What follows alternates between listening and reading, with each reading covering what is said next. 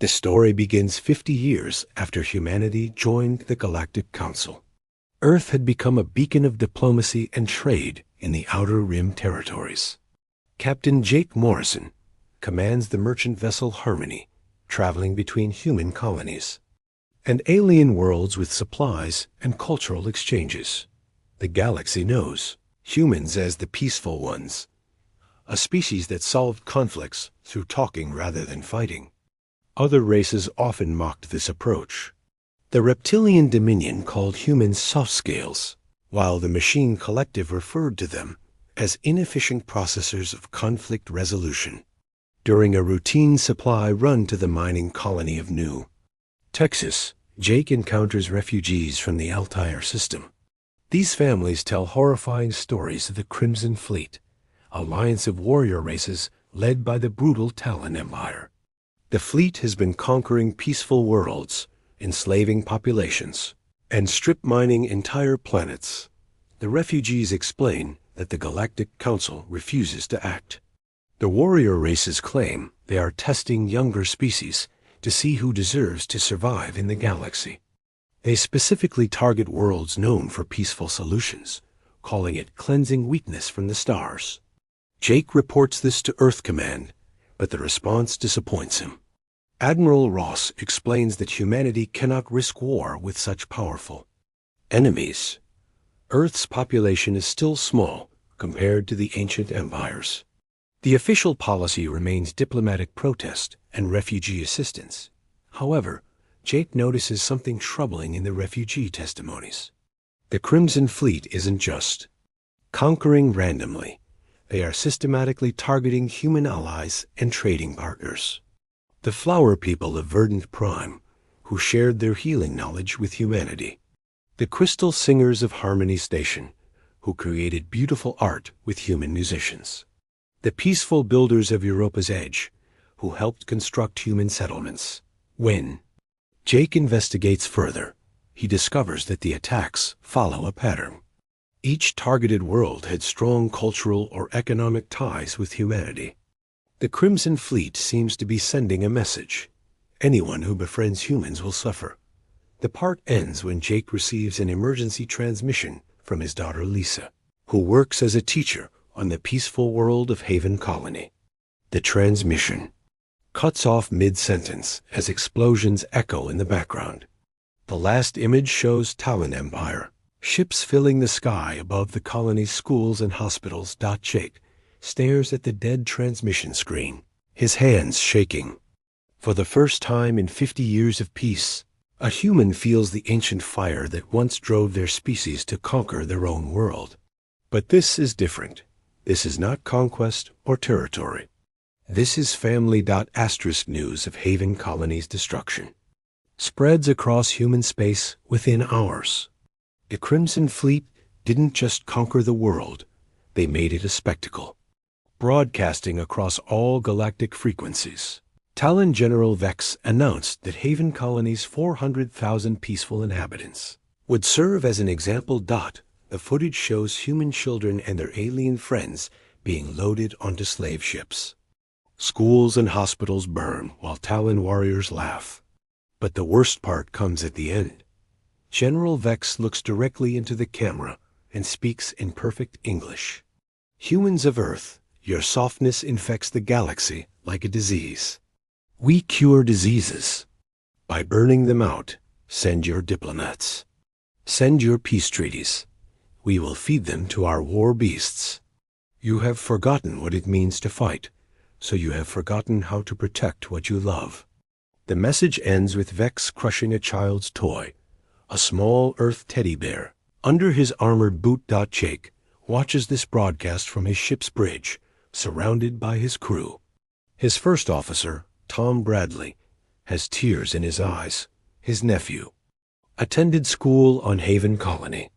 The communications officer, Maria Santos, received word that her sister's family was among the captured. But something else spreads through the ship faster than grief. A cold, calculating anger that humanity thought it had left behind centuries ago. Jake recognizes it from history books about the old wars on Earth.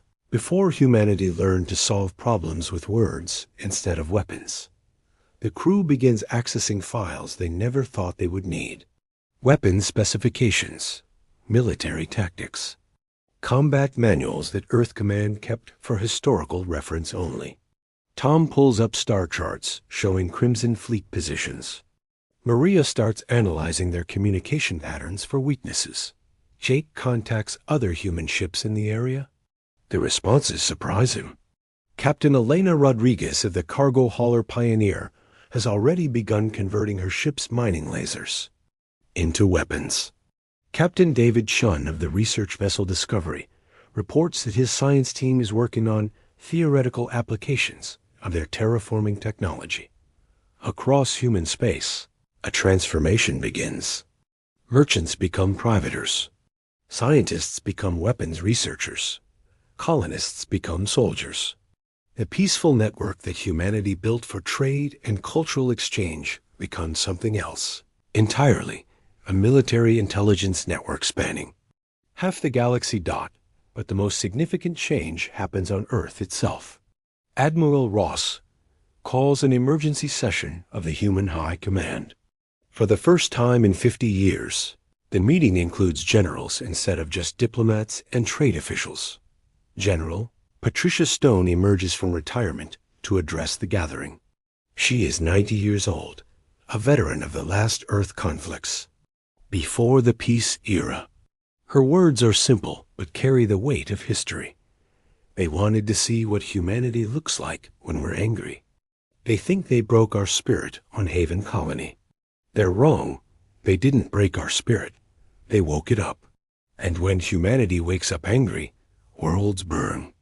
The session ends with a unanimous vote.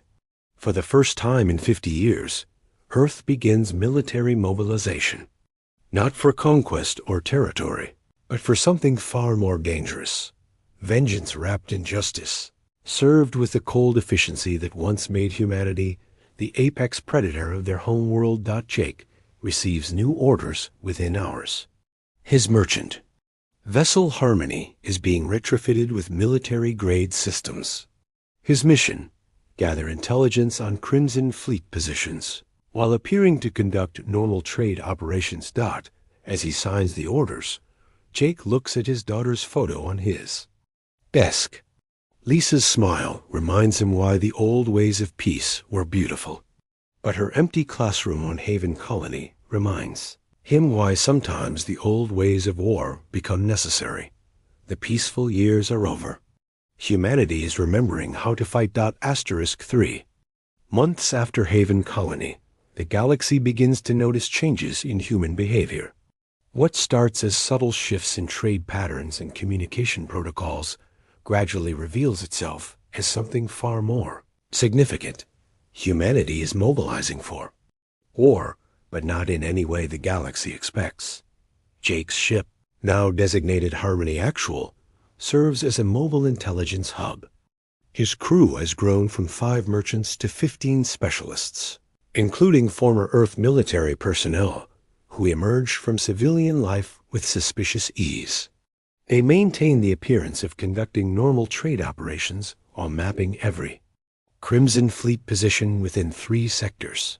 The transformation extends far beyond individual ships. On New Terra, civilian factories that once produced farming equipment now manufacture military-grade power cores. The workers barely needed retraining. The difference between a tractor engine and a fighter engine is surprisingly small when you understand the underlying principles. On Mars Station, the Asteroid Mining Guild begins testing new excavation techniques that coincidentally create perfect kinetic bombardment projectiles. The guild leader, former Colonel Sam Willis, explains to confused alien observers that humans simply enjoy improving efficiency in resource extraction. But the real awakening happens in humanity's approach to warfare itself.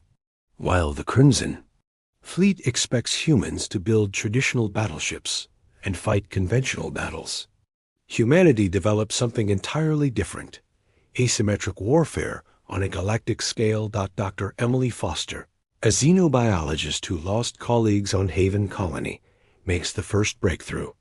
Her research team discovers that the Talon Empire's warrior culture has a critical weakness. Their society depends entirely on rigid hierarchy and honor codes. Disrupting their command structure doesn't just create tactical confusion. It causes psychological breakdown. Meanwhile, Captain Rodriguez transforms her mining operation into something unprecedented.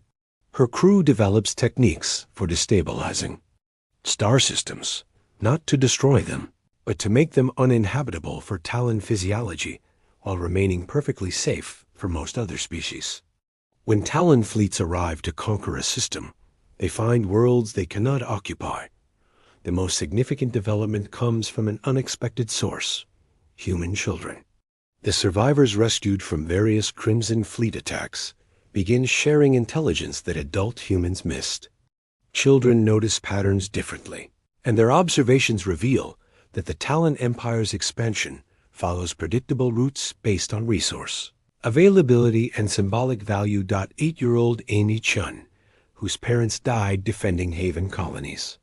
School draws maps showing where the Talon fleet will strike next. Her childish drawings prove more accurate than military strategic analysis. She explains to General Stone, "They're like bullies in the playground. They always pick the same kinds of kids to hurt, and they always use the same paths to get there." This insight leads to humanity's first major victory. Instead of trying to defend the predicted target, the artistic colony world of Symphony, humans evacuate the population and leave behind what appears to be a normal, thriving world. When the Talon fleet arrives expecting easy conquest, they find a planet-sized trap. Every building, every vehicle, every piece of infrastructure has been converted into an explosive device. The Talon warriors land expecting to terrorize civilians and instead walk into a coordinated detonation that destroys their entire ground force. But humanity's message goes beyond mere tactical victory. Before the explosions, Admiral Ross broadcasts a message to the Talon fleet commander: "You wanted to teach the galaxy about strength through violence. Today, humanity teaches you about strength through sacrifice." The people of Symphony gave up their homes to protect their neighbors. That is strength. The parents of Haven Colony died protecting children. That is strength. You mistake cruelty for power and fear for respect. Today, you learn the difference. The broadcast ends not with threats or boasts, but with a simple statement that chills every warrior species in the galaxy. We are no longer asking for peace. We are creating it. News of Symphony's victory spreads faster than the Talon Empire can suppress it. Across the galaxy, oppressed species begin to hope. But more importantly, they begin to plan. Humanity's example shows that the warrior races are not invincible. They are predictable, and predictable enemies can be defeated. Jake receives new orders as his ship approaches the neutral zone. Intelligence suggests that the Crimson Fleet is planning something unprecedented: a direct assault on Earth itself. General Vex has declared that humanity's soft heart must be cut out to prevent their infection of weakness from spreading further. But as Jake studies the intelligence reports, he smiles for the first time since Haven Colony. The Talon Empire is about to learn what happens when you threaten a species' home world. They think they are attacking humanity's soft heart. They are about to discover humanity's iron core. Asterisk. The Talon Empire's invasion fleet assembles at the edge of the Sol system, 300 warships representing the combined might of the Crimson Fleet's most brutal races. General Vex commands from his flagship Devastator, confident that destroying Earth will break humanity's spirit permanently. What Vex doesn't realize is that humanity has spent 6 months preparing for exactly this moment. Earth's transformation is complete, but it remains invisible to conventional sensors. The planet appears to be defended only by a small fleet of human vessels, exactly what the Talon Empire expects from a peaceful species. Jake's ship Harmony Actual serves as bait, leading a formation of converted merchant vessels that appear helpless against the massive invasion force. As the Talon fleet moves toward Earth, Jake broadcasts what seems like a desperate plea for mercy. Talon fleet, this is Captain Morrison of the Human Merchant Marine. We request safe passage for civilian evacuations. Earth is a peaceful world, with billions of non-combatants. Surely your honor code prohibits the slaughter of innocents. General Vex's response broadcasts across all frequencies. Human weakling, your species has forgotten that honor belongs to the strong. Today, we remind the galaxy what happens to those who choose softness over strength. Prepare to witness the death of your pathetic world. But as the Talon fleet crosses into the inner solar system, they encounter the first surprise. The asteroid belt, which should contain millions of rocky debris, appears almost empty. Confused Talon navigators report that the asteroids have somehow vanished. The asteroids haven't vanished, they've been moved. Humanity spent months using mining technology to relocate entire asteroid fields, positioning them in precise orbital patterns around Earth. What the Talon fleet sees as empty space is actually a carefully designed kill zone. Admiral Ross gives the signal from Earth Command. Operation Iron Core is active. All units, show them what humanity looks like when we stop being polite. The empty space around the Talon fleet suddenly fills with kinetic projectiles, moving at devastating speeds. The relocated asteroids, accelerated by hidden mass drivers, slam into Talon ships with the force of nuclear weapons. But this is only the beginning. Earth itself reveals its true nature. What appeared to be a peaceful blue world transforms as hidden installations across every continent activate simultaneously. The planet becomes a fortress bristling with weapons that humanity developed in secret, not just traditional guns and missiles, but exotic technologies that turn Earth's entire ecosystem into a defensive system. The polar ice caps launch frozen projectiles that shatter Talon hulls like glass. The ocean depths release swarms of automated submarines that were disguised as whales and dolphins. Even Earth's weather becomes weaponized as atmospheric processors create localized storms that interfere with Talon targeting systems. But the most devastating surprise comes from humanity's allies, the same weak species that the Crimson Fleet had been terrorizing. The flower people of Verdant Prime emerge from hidden positions throughout the solar system, their peaceful nature masking incredibly advanced biotechnology that creates living weapons. The Crystal Singers use their harmonic abilities to generate resonance frequencies that tear Talon ships apart from the inside. Most shocking of all, the children of Haven Colony participate in the battle. From secure command centers on Earth's moon, the young survivors use their understanding of Talon psychology to coordinate the defense. Their innocent voices broadcast tactical instructions that exploit every weakness in the warrior cultures. Rigid thinking, General Vex watches his fleet disintegrate with growing horror. This isn't the glorious battle he expected. It's a systematic execution carried out with terrifying efficiency. The humans aren't fighting like warriors. They're fighting like exterminators, removing pests dot as his flagship takes critical damage. Vex receives a personal transmission from Jake Morrison. The merchant captain's face appears on screen, but his expression has changed completely. Gone is any trace of the peaceful trader who once begged for mercy.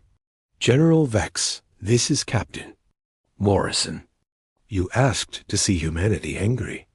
Congratulations, you succeeded. But you made one critical error in your calculations. Vex snarls back.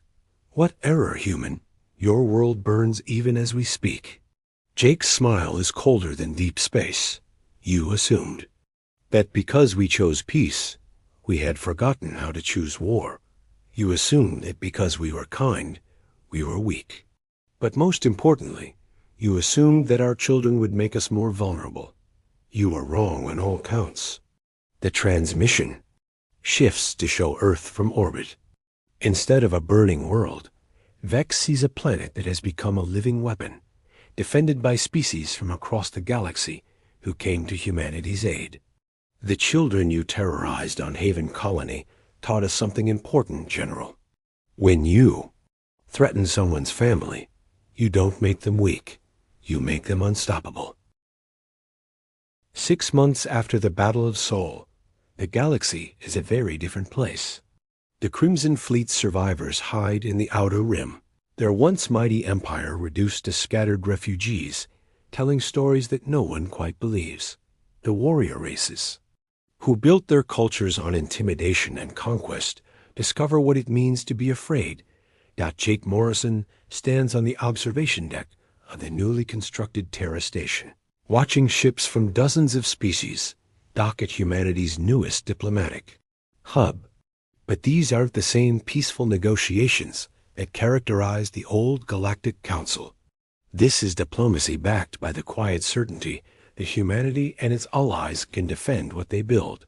The transformation is visible everywhere. Human ships still carry trade goods and cultural exchanges, but now they also carry the implicit message that peaceful species have protectors. The merchant vessel Harmony has been restored to her original purpose, but her crew includes former military specialists who can activate hidden weapon systems in minutes if necessary.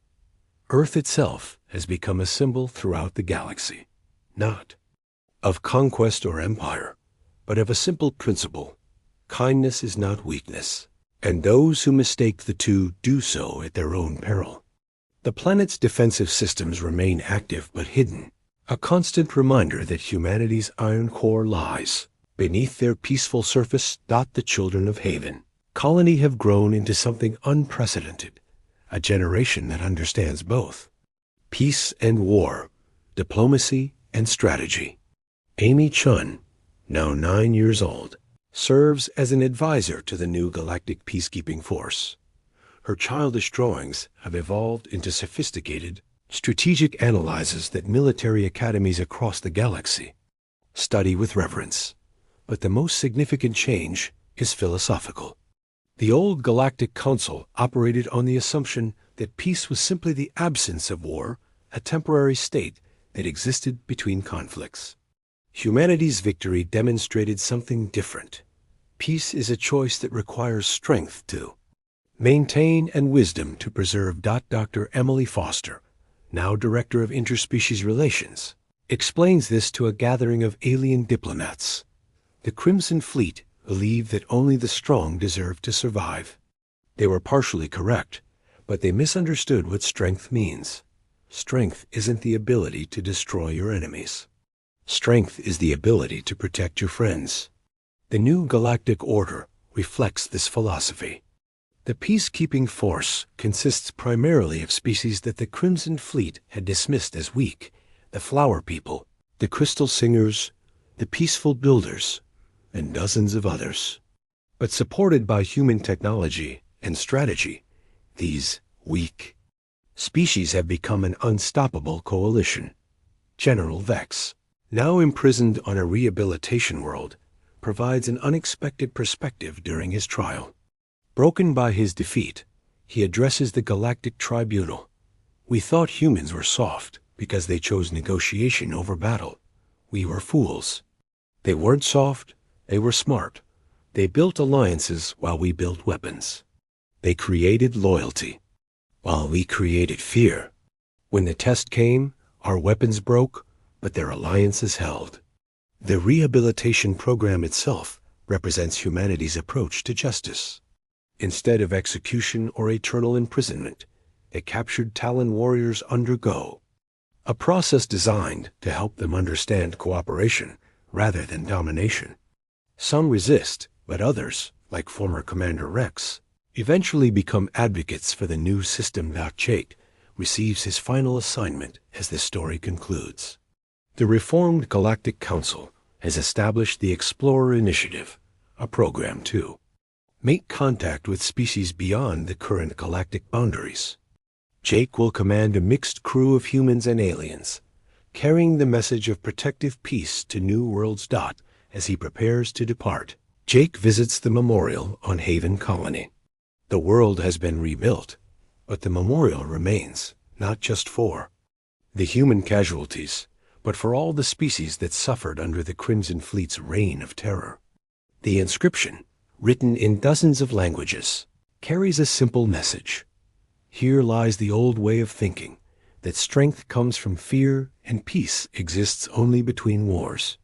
Here begins the new understanding, that true strength protects the innocent, and lasting peace requires the courage to defend it. The story ends as Jake's new ship, christened New Harmony, launches toward unexplored space. The galaxy watches with hope rather than fear as humanity ventures into the unknown. The species that once conquered their own world through violence has learned to conquer the galaxy through something far more powerful, the promise that those who choose peace will not stand alone. Behind them, Earth continues its quiet vigil, peaceful on the surface, iron at the core, ready to remind anyone who forgets that humanity's greatest strength has always been their willingness to fight, not for conquest, but for the right of others to live free from fear. The age of protective peace has begun. Asterisk.